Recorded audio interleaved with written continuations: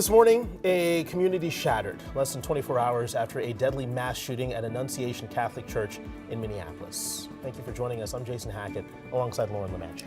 Minnesotans, many of you waking up this morning with so many questions about yesterday's tragedy. Right now, memorials are growing for the two young children shot and killed during a back-to-school mass. The church is located near the intersection of Lyndale Avenue South and West Diamond Lake Road. The shooter opened fire on the kids through a stained glass window from outside the church, injuring 17 others before taking their own life. This morning on Sunrise, we'll share what we know about the investigation and the shooter, plus hear from some survivors in the community. And we'll also have information on how you can help as our community picks up the pieces.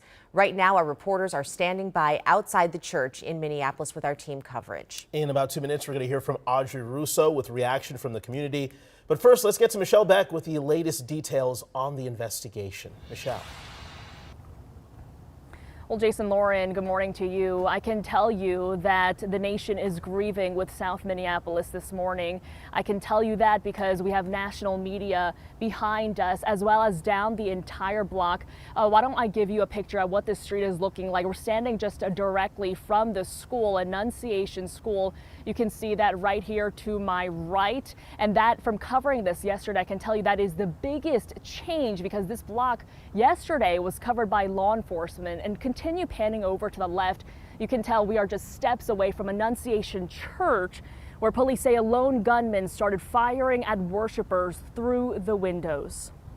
What the Annunciation Church calls an impossible situation began just before 8:30 yesterday morning. Police say the bullets killed two children. They were 8 and 10 years old. Injured by the gunfire were 17 other people, most of whom were kids from the Annunciation School. They were sitting in the pews for a special mass in the first week of the new school year. Police say the shooter came dressed in black with camo pants, armed with a rifle, shotgun, and pistol. The 23-year-old suspect died by suicide, but before they did, police say they barricaded doors to the church and fired through the windows.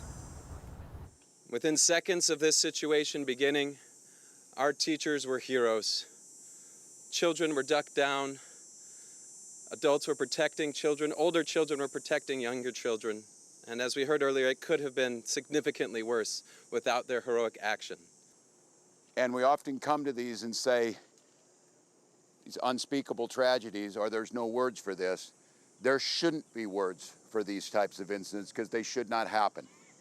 And there's no words that are going to ease the pain of the families today. On behalf of all the people. I just checked, and in the most recent statement, the Annunciation Church writes to the community, you need to know that within seconds of the shooting, our heroic staff moved students under our pews. Church officials also say this morning that investigators will be here on this block at this church, at the school. They will be here for some time as this community continues to mourn. Back to you.